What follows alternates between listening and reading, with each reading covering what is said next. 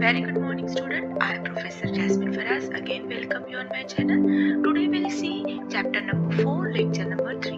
अगर आप मेरे चैनल पे नए हो तो प्रीवियस वीडियो जरूर देखो, मैंने प्लेलिस्ट बनाई है हर chapter wise. So let's start. आज हम देखने वाले हैं रॉयल्टी. अब रॉयल्टी का मतलब क्या होता है कि रॉयल्टी इज व्हाट लेजी पे टू द लेजर. अब ये लेजी क्या है और लेजर क्या है, इसके पहले हम ये देखेंगे.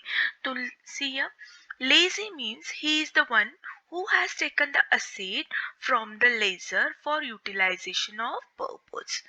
मतलब फॉर एग्जाम्पल ये मिस्टर ए है और ये मिस्टर बी है. ये मिस्टर बी के पास एक माइन है, कोल माइन है, मतलब कोयले की खान है, और मिस्टर ए ने मिस्टर बी से हायर किया है कि मैं आपकी कोयले की खान यूज करता हूँ, उसमें से कोयला जो भी रहेगा वो क्या कहते हैं हम लोग, प्रोड्यूस करता हूँ या निकालता हूँ और सेल करता हूँ, लेकिन उसके बदले एवरी मंथ मैं आपको रॉयल्टी दूंगा. सो मिस्टर ए हो गए हैं लेजी एंड मिस्टर बी हो गए लेजर. अब हम फिर से देखेंगे रॉयल्टी का मतलब. रॉयल्टी इज व्हाट लेजी मतलब mister A pay to mister lessor मतलब B for the use of right copyright of any such asset. ठीक है. Now will see what is the meaning of lessor. अभी मैंने explain किया है mister B will be a lessor because he is the owner of और landlord of any property. जैसे यहाँ पे हमने एग्जाम्पल लिया coal mine. He is the owner of coal mine. उनकी एक जगह है, उस जगह पे एक कोल माइन है, तो मिस्टर ए उस जगह के क्या किया है, उन्होंने रेंट पे वो जगह ली है और उस माइन से कोल वो प्रोड्यूस करते हैं या एक्सट्रैक्ट करते हैं. Okay. Lease agreement that means ये दोनों के बीच में एग्रीमेंट जो भी हुआ होगा उसे कहते हैं लीज एग्रीमेंट. अब लीज एग्रीमेंट में क्या क्या चीजें इंक्लूड होती है, तो रेट ऑफ रॉयल्टी मतलब कितनी रॉयल्टी देनी चाहिए, मिनिमम रेंट कितना होना चाहिए, लीज का पीरियड कितना होना चाहिए, rights to recoup of short working कितना होना चाहिए, ये सब कुछ इसमें मेंशन किया जाता है. डोंट वरी, ये अगले स्लाइड में हम लोग देखेंगे minimum rent and recoup short working. Okay. Rate of royalty ये डिपेंड होता है अलग अलग बिजनेस पे डिपेंड होता है कि उन्हें रेट ऑफ रॉयल्टी कितनी देनी है. कुछ रेट ऑफ रॉयल्टी प्रोडक्शन पे डिपेंड होती है, कुछ रेट ऑफ रॉयल्टी सेल्स पे डिपेंड होती है. मतलब जितना ज्यादा सेल्स उतनी रॉयल्टी ज्यादा, और कुछ होती है प्रोडक्शन पे, मतलब जितना प्रोडक्शन या आउटपुट ज्यादा उतनी रॉयल्टी ज्यादा. जैसे माइन, ये कोल माइन में it depends on the production, कितना कोल हमें एक्सट्रैक्ट करने मिल रहा है उस पर डिपेंड होता है रेट ऑफ रॉयल्टी. अब मिनिमम रेंट या फिक्स रेंट का मतलब क्या होता है, it is the amount that has to paid by the lessee मतलब mister A to the lessor मतलब mister B whether or not he has derived benefit from the asset.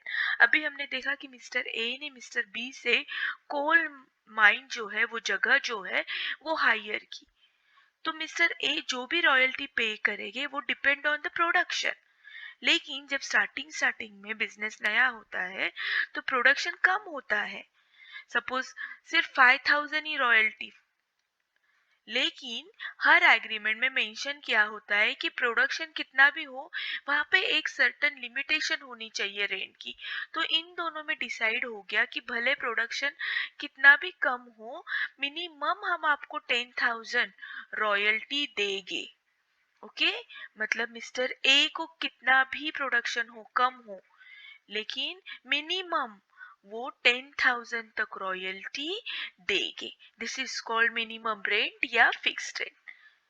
Next will see, it is also called dead rent और rock rent. ये fill in the blanks के लिए objective type question में आ सकता है. ठीक है. Minimum rate can be fix sum for every year और may change as per the year. मतलब ये डिसाइड होगा कि यस, अगर प्रोडक्शन कम होगा और रॉयल्टी का कम हिसाब बनेगा तो हम आपको मिनिमम 10,000 देंगे.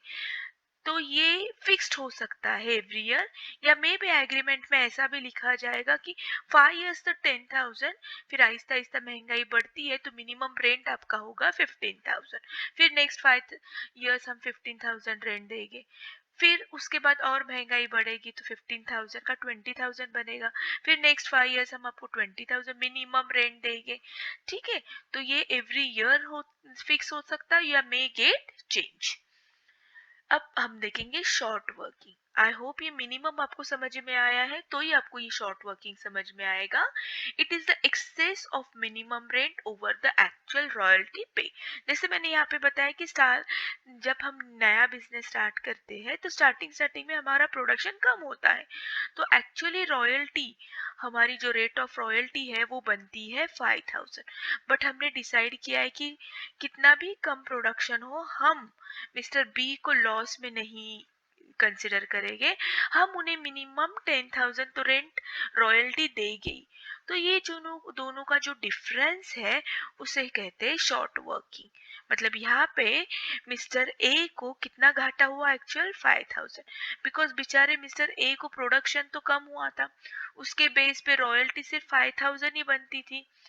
मतलब रूल वाइज तो मिस्टर बी को सिर्फ 5,000 ही पे करना था, लेकिन एग्रीमेंट में मेंशन किया है कि भले आपका प्रोडक्शन कम हो लेकिन मिस्टर बी को भी लॉस नहीं होना चाहिए because he is the ultimate owner, तो उनको मिनिमम कम से कम 10,000 तो देना चाहिए होना पेएबल। एक्चुअली पेमेंट कितना करना था, 5,000, बट हियर हमने कितना पेड किया, 10,000। तो ये जो 5,000 है, this is called short working. It is calculated when it is allowed to adjust against the future royalty.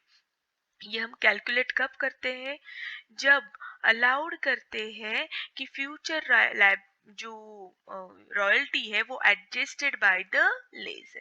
अभी आपको अभी नहीं समझेगा, जब प्रैक्टिकल प्रॉब्लम में आपको सिखाऊंगी तो ये पॉइंट समझ में आएगा। ठीक है, शॉर्ट वर्किंग का फॉर्मूला देखो, ये भी आपको फिल इन द ब्लैंक्स के लिए ऑब्जेक्टिव के लिए आ सकता है। मिनिमम रेंट मतलब minimum rent minus actual royalty. Now we'll move to the next, recoupment of short working. अब recoupment मतलब क्या है, मतलब recoupment means the right given by the lazy, see Mr. A, by the laser, laser कौन है, B, to carry forward and set of short working from surplus of royalty over the minimum rate। अब देखो यहाँ पे एक rights होता है, जैसे हमने अभी यहाँ पे सीखा कि मिस्टर ए का प्रोडक्शन कितना भी हो, रॉयल्टी कम निकल रही है कैलकुलेशन में 5,000, फिर भी मिस्टर बी को 10,000 देना ही है royalty. This is called 10,000 means minimum royalty. अभी हमने देखा मिनिमम रॉयल्टी या मिनिमम रेंट। ठीक है, ये एक्चुअल रॉयल्टी है, बट ये लॉस मिस्टर ए को ही होगा। नेक्स्ट ईयर भी रॉयल्टी कैलकुलेशन किया तो 7,000 बनी, फिर से कम रॉयल्टी है तो मिनिमम फिर से 10,000, गॉट इट। उसके बाद नेक्स्ट थर्ड ईयर को फिर से 9,000 ही रॉयल्टी एक्चुअल पे करनी थी, क्योंकि फिर से थर्ड ईयर में भी कम प्रोडक्शन हुआ, मिस्टर ए को लॉस में ही है जा रहे बेचारे, फिर भी हमारा रूल है कि मिस्टर बी को 10,000 पे करना है। देखो यहाँ पे कितना रेंट हमारा कम हो गया, मतलब यहाँ पे फिर से शॉर्ट वर्किंग हमारा 5,000 हो गया। यहाँ पे मिस्टर ए को फिर से कितना घाटा हुआ, 3,000। यहाँ पे भी शॉर्ट वर्किंग, यहाँ पे 1,000 का शॉर्ट वर्किंग। तो फिलहाल तो मिस्टर ए को क्या हो रहा है, लॉस हो रहा है, एक्स्ट्रा रॉयल्टी पे करना पड़ रही है मिस्टर बी को। तो ये जो रिकूपमेंट है, यहाँ पे एक ऐसी अरेंजमेंट की है कि यहाँ पे मिस्टर बी कहते हैं कि डोंट वरी, जब ज्यादा प्रोडक्शन होगा और मेरी ज्यादा रॉयल्टी बनेगी तब आप ये लॉस जो हुआ है आपको वो एडजस्ट करो। That means rights given to the lessee by the lessor carry forward and set off the short working. Short working मतलब अभी तक जो लॉस हुआ है वो आप एडजस्ट करो। मतलब फॉर एग्जाम्पल देखो, ये फर्स्ट ईयर हो गया, ये सेकेंड ईयर हो गया, ये थर्ड ईयर हो गया, अब फोर्थ ईयर, अब बिजनेस थोड़ा सेट हो रहा है और अब रॉयल्टी बनी 12,000। मतलब कैलकुलेशन जब किया रेट ऑफ रॉयल्टी के हिसाब से, प्रोडक्शन के हिसाब से, तो अब मिस्टर बी को कितना ए पे करेंगे, 12,000 पे करेंगे। ओके, मिनिमम रेंट कितना है, 10,000। अब ऑफ कोर्स अब इसमें से हायर कौन है, जैसे यहाँ पे विचेवर इज हायर हम वो पे करते थे, भले यहाँ पे कैलकुलेशन 5,000 आता था लेकिन हायर 10,000 था तो हमने 10,000 पे किया। सेम ईयर यहाँ पे भी 10,000 पे किया, यहाँ पे भी हायर 10,000 है तो ऑफ कोर्स यहाँ पे भी अब कौन हायर है, 12,000। तो अब एक्चुअल रॉयल्टी हायर है, तो मिनिमम रेंट का कुछ काम ही नहीं है क्योंकि अब रेंट है 12,000 रॉयल्टी। अब ऐसे वक्त मिस्टर बी ने क्या कहा कि कोई प्रॉब्लम नहीं, मुझे अब 12,000 मिलने वाली है रॉयल्टी, तो आप ये जो एक्स्ट्रा रॉयल्टी मिलने वाली है वो आप ये जो लॉस हुए हैं अब ये सेट ऑफ कर दो। ठीक है, तो this is called recoupment of short working. Don't worry, जो हम नेक्स्ट लेक्चर में प्रैक्टिकल प्रॉब्लम स्टार्ट करने वाले हैं तब आपको बहुत अच्छे से डिटेल में समझ में आएगा। Now types of recoupment of short working. First two, first fixed right of recoupment और second floating right of recoupment। जैसे मैंने अभी कहा कि जो लॉस प्रीवियस ईयर 2-3 साल हुआ था मिस्टर ए को, अब जब ज्यादा रॉयल्टी पेड करने का वक्त आया मिस्टर बी को, तो मिस्टर बी ने कहा ठीक है ज्यादा मत पे करो, आपका पहला जो लॉस हुआ है पहले वो सेट ऑफ कर दो। तो यहाँ पे दो टाइप्स है, एक फिक्स्ड राइट, मतलब ये जो भी आपका सेट ऑफ हुआ है वो 1 या 2 साल में ही आपको सेट ऑफ करना है, उसके बाद आपका राइट नहीं है। तो मिस्टर लेसर ने उनको एक कंडीशन डाली कि ठीक है भैया 2 साल में आपको जितना बनता है उतना ही लॉस आप सेट ऑफ करो, थर्ड ईयर स्टार्ट होगा तब मैं आपको फिर ये राइट्स नहीं दूंगा।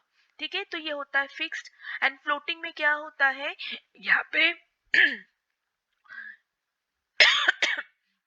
यहाँ पे लेजी एडजस्ट करता है नेक्स्ट 2-3 इयर्स, मतलब यहाँ पे एग्रीमेंट में लिखा जाता है कि अगले 2-3 साल में जैसे हायर रॉयल्टी होगी उसके अगले 2-3 साल में आपको ये एडजस्ट करना है।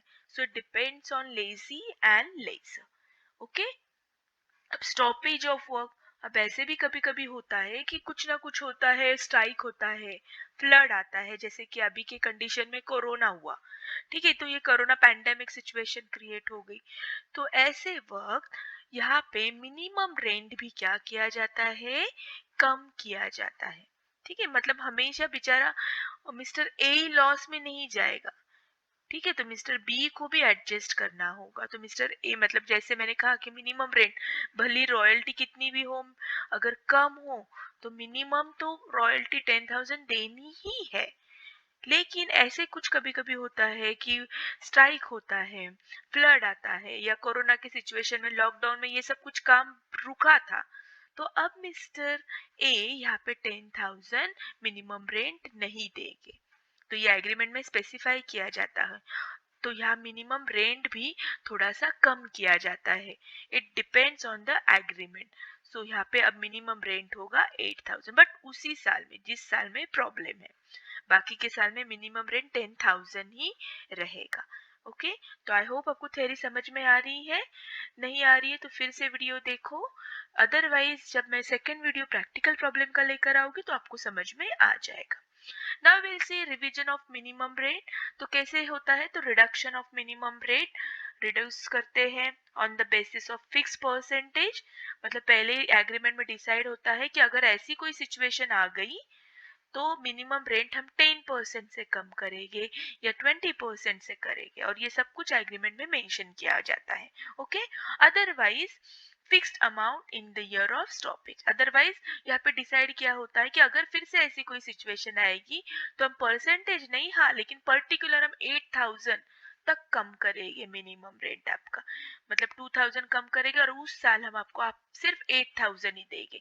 तो it depends on fixed amount और percentage, fix percentage. Okay, now will move to the next types of royalty. ये 3 टाइप्स के रॉयल्टी होते हैं, ऑलरेडी कॉपीराइट पेटेंट्स ये मैंने आपको चैप्टर नंबर 3 में सिखाया है, अगर आप नए हो तो प्लीज प्लेलिस्ट अच्छे से ध्यान से देख लो। ओके, तो कॉपीराइट मतलब क्या, is a payable by the publisher of the book to the author. जैसे कि मैंने लास्ट प्रीवियस चैप्टर में सिखाया है कि कॉपीराइट मतलब क्या होता है, एग्जाम्पल भी बताया था कि टू स्टेट मूवी था जो करण जौहर ने डायरेक्ट किया था, लेकिन वो बुक जो था वो चेतन भगत का था। तो चेतन भगत को मिस्टर करण जौहर ने क्या दिया, रॉयल्टी दिया, परमिशन लिया और रॉयल्टी दिया। जितना पिक्चर का सेल होगा उस पे रॉयल्टी मिस्टर चेतन भगत की डिपेंड होगी, ठीक है। So this is called copyright royalty. Mining का मैंने अभी एग्जांपल दिया मिस्टर ए और बी का, this is called mining royalty. And patent royalty भी आपको पता है, अगर हमने किसी का पेटेंट हायर किया है और वो यूज कर रहे हैं हमारे प्रोडक्शन के लिए, तो हम जो भी बंदा होगा, पर्सन होगा, उसको हम पे करेंगे। ओके, सो देखो, copyright depend on the sales. जैसे कि मैंने यहाँ पे कहा, जितना मूवी चलेगा, जितने मूवी के टिकट बेचे जाएंगे, उस पे चेतन भगत की रॉयल्टी होगी। माइनिंग रॉयल्टी और patent royalty depend on the output of the production. जैसे जितना कोल हमने माइन किया, एक्सट्रैक्ट किया माइन से या प्रोड्यूस किया, उस पे मिस्टर बी की रॉयल्टी होगी। पेटेंट भी सेम, जितना हमने प्रोडक्शन किया है, जितना हो रहा है आउटपुट, उस पे रॉयल्टी डिपेंड होगी। This is a format. हम जब प्रैक्टिकल प्रॉब्लम करेंगे तो हमको ये फॉर्मेट ड्रॉ करना है। मतलब हमें हर first year, second year, third year, हर ईयर की रॉयल्टी करनी है। इट डिपेंड्स प्रोडक्शन, अभी मैंने कहा है कि क्वांटिटी पे डिपेंड होता है। सो जितनी भी क्वांटिटी, सपोज 5000 kg, 2000 kg, ये साल 3000 kg हो गया, नेक्स्ट ईयर 7000 kg प्रोडक्शन हो गया, तो ये kg होता है। ये सब क्वेश्चन में आपको देते हैं, kg है, लीटर है, depends on the quality, means form of production. फिर रेट देते हैं कि हर यहाँ पे अगर हमने कोल माइन का एग्जाम्पल लिया, तो हर कोयले की 1 kg की कीमत होगी 50 रुपीज। तो ऐसे 5 kg की कीमत कितनी होगी, 2,50,000। तो ये ऐसे कैलकुलेशन हमें करना है। फिर रॉयल्टी उस पर डिपेंड होगी कि इस पे कितना परसेंट रॉयल्टी है, फिर कितना मिनिमम हमें पे करना है, फिर दोनों का डिफरेंस कितना आता है, फिर हमें कितना रिकवरी होता है, क्या शॉर्ट वर्किंग में कुछ कैरी फॉरवर्ड है क्या, फाइनली कितना ट्रांसफर करना है, फाइनली पेमेंट कितना देना है, और कुछ अगर रिमार्क्स होगा कि स्ट्राइक है इसलिए हमने कम किया, या कोरोना है इसलिए कम किया, तो यहाँ पे रिमार्क्स है। तो इस तरीके से हमें फॉर्मेट होगा। डोंट वरी, नेक्स्ट लेक्चर जब मैं अपलोड करूंगी तो वो आपका प्रैक्टिकल प्रॉब्लम होगा, तो वो केयरफुली देखो। तब तक के लिए thank you so much. Friend के साथ जरूर शेयर करो। Have a nice day, bye bye.